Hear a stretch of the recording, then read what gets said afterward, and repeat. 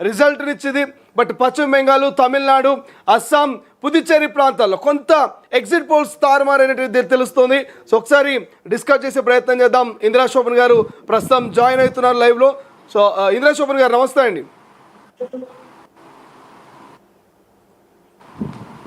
ఇందిరా శోభన్ గారు నమస్తే అండి, వినిపిస్తుందా? Technical issue ఉన్నట్టున్నది. బట్ ఏదేమైనప్పటికీ తమిళనాడుకి సంబంధించి కావచ్చు, లేకపోతే పుదుచ్చేరి కావచ్చు, అస్సాం కావచ్చు, ఇవన్నీ ప్రాంతాలు కూడా కొంత ఒక రకమైనటువంటి హైప్ని అయితే క్రియేట్ చేస్తున్నటువంటి పరిస్థితి మనకు కనిపిస్తుంది. సో దానికి సంబంధించినటువంటి అప్డేట్స్ ప్రస్తుతం మనం తొలి వెలుగు స్క్రీన్ మీద చూస్తూ ఉన్నాం.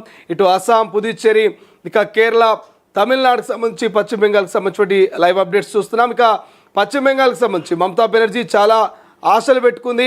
ఆశలని కూడా నిరాశలైనట్టు తెలుస్తుంది మమతా బెనర్జీకి సంబంధించి. సో దానికి సంబంధించి విజువల్స్ మనం స్క్రీన్ మీద చూస్తా ఉన్నాం. మమతా బెనర్జీ ఇప్పుడే రీసెంట్గా ఇటు మీడియాతో కూడా మేము మాట్లాడినట్టు తెలుస్తుంది.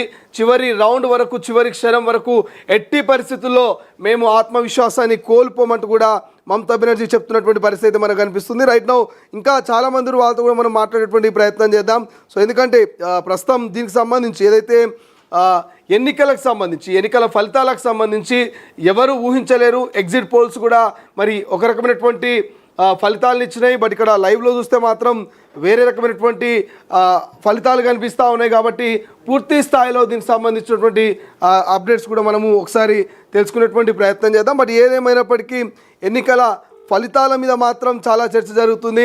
ఇటు కేరళ అయినా, అటు తమిళనాడు అయినా, పుదుచ్చేరి అయినా, అస్సాం అయినా, లేకపోతే ఏదైనప్పటికీ ఎన్నికల విషయంలో మాత్రం ఒక రకమైనటువంటి క్లారిటీ అయితే మనకు కనిపించట్లేదు. సో ఇంకా ఫైనల్ రిజల్ట్ వచ్చేంత వరకు మనము వెయిట్ చేయాల్సినటువంటి అవసరం అయితే మనకు అనిపిస్తుంది. బట్ ఏదేమైనప్పటికీ ఇక సీఎం అవుతానని గతంలో త్రిష చేసినటువంటి కామెంట్స్ కూడా, మరి గతంలో చేసినటువంటి ఆమె కామెంట్స్ కూడా కొంత వైరల్గా మారినటువంటి పరిస్థితి అయితే మనకు కనిపిస్తుంది. బట్ ఈ ఎన్నికల ఫలితాలకు సంబంధించి ఓవరాల్గా ఈ యొక్క 5 రాష్ట్రాల ఎన్నికల ఫలితాలకు సంబంధించి మనం డిస్కస్ చేసుకుంటే, so Tamil Nadu DMK plus Congress 61 స్థానాలు లీడ్లో ఉంటే, ఏఐఏ డిఎంకే ప్లస్ బీజేపీ 63 స్థానాలు, టీవీకే విజయ్ 110 స్థానాల్లో లీడ్లో ఉంది.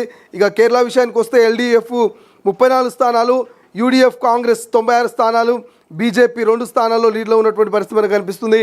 ఇక పశ్చిమ బెంగాల్ విషయానికి వస్తే టీఎంసీ 96, బీజేపీ 192 స్థానాల్లో ఇక ఆధిక్యంలో ఉంది. కాంగ్రెస్ 1 స్థానంలో అండ్ లెఫ్ట్ పార్టీలు 3 స్థానాల్లో, అదర్స్ 2 స్థానాల్లో లీలో ఉన్నట్టు తెలుస్తుంది రైట్ నౌ. అండ్ దాంతోపాటు బీజేపీ 91 స్థానాల్లో, మరి అస్సాం సంబంధించి ఒకసారి అస్సాం సంబంధించి చూస్తే బీజేపీ 91, కాంగ్రెస్ 26, అదర్స్ 2 స్థానాల్లో లీడ్లో ఉన్నారు. ఇక పాండిచ్చేరి విషయానికి వస్తే పాండిచ్చేరి మొత్తం 30 స్థానాలు గాను ఏదైతే బీజేపీ 7 స్థానాల్లో లీడ్లో ఉంది, కాంగ్రెస్ 9 స్థానాల్లో లీడ్లో ఉన్నట్టుగా తెలుస్తోంది.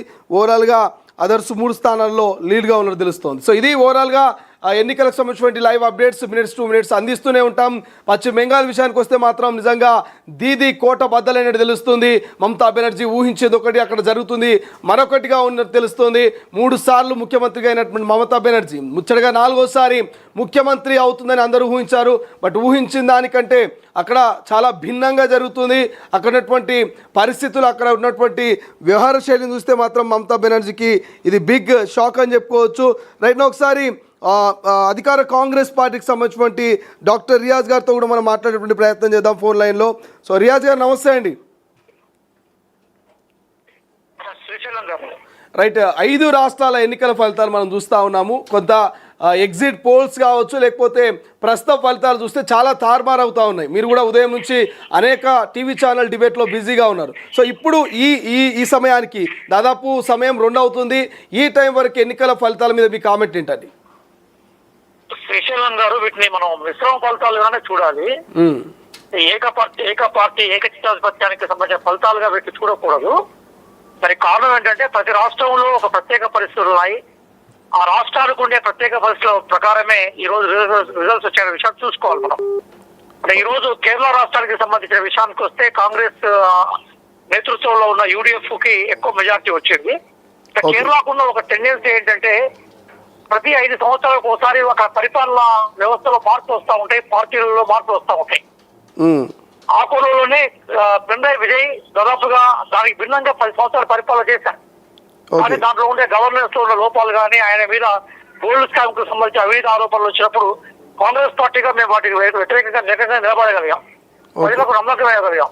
కాబట్టి ఈ రోజు ప్రజలు ఏమనుకున్నారంటే మొత్తం దేశవ్యాప్తంగా కేరళలో ఏవైతే విద్యకు సంబంధించిన విలువలు వాటితో పాటుగా మనకి లౌకిక విలువలకి ప్రాధాన్యత ఇవ్వడంలో లెఫ్ట్ కన్నా కాంగ్రెస్ పార్టీ ముందుందని భావించారు. కాబట్టి మేము కాంగ్రెస్ పార్టీగా అక్కడ విజయాన్ని నమోదు చేసుకోవాలి.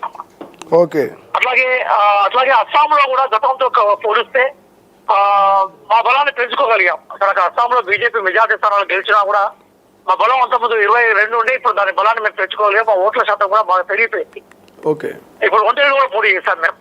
ఇక ఇంకొక అంశం ఏదైతే ఉందో అది బెంగాల్ విషయానికి వస్తే, బెంగాల్లో భారతీయ జనతా పార్టీ సామధాన భేద దండోపాయాలు ఉపయోగించి అక్కడ మెజార్టీ స్థానాలు గెలిచినట్టుగా మేము అభిప్రాయపడుతున్నాం. ఎందుకోసం అంటే సరైన ప్రక్రియ తీసుకొచ్చిన తర్వాత 90 లక్షల మంది ఓటర్లను తొలగించారు. వాళ్ళు కోర్టుకు వెళ్తే ఆ కోర్టులో ఆ ప్రాసెస్ ఉండగానే సరుకు సంబంధించిన ప్రక్రియ ముగియ ముందుకే ఎన్నికల మీద అడావుడి చేశారు. క్లియర్ గా బెంగాల్ ఒక స్కెచ్ చేసుకొని ఆ స్కెచ్ ప్రకారం గెలవాలన్న తపంతో ముందుకు పోయిన సందర్భం భారతీయ జనతా పార్టీ కనబడతాం. అలాగే అక్కడ చాలా కాలం నుంచి అధికారంలో మమతా బెనర్జీ కూడా మిగతా పక్షాలను, వామపక్షాలను కానీ కాంగ్రెస్ పార్టీ కానీ కాన్ఫరెన్స్ లో తీసుకోకుండా ఏకపక్షంగా అన్ని సీట్లను పోటీ చేసేసరికి ఆమె ఒంటరి పోరాటం ఏదైతే ఉందో అది బీజేపీని ఎదుర్కోవడంలో వైఫల్యం చెందిన సందర్భాలు చూస్తాం. అందుకోసం బెంగాల్లో ఉండే విజయం అంతా కూడా కొన్ని ఓట్లకు సంబంధించిన విషయమే. అయితే అందరం ఊహించిన విజయం ఏదైతే ఉందో అది తమిళనాడులో జరిగిన అంశం. అది అంటే విజయ్ ద్రవిడవాదానికి బాగా తమిళవాదానికి నిదర్శనంగా కనబడ్డాడు. అంటే స్టాలిన్ కన్నా బలంగా ద్రవిడవాదాన్ని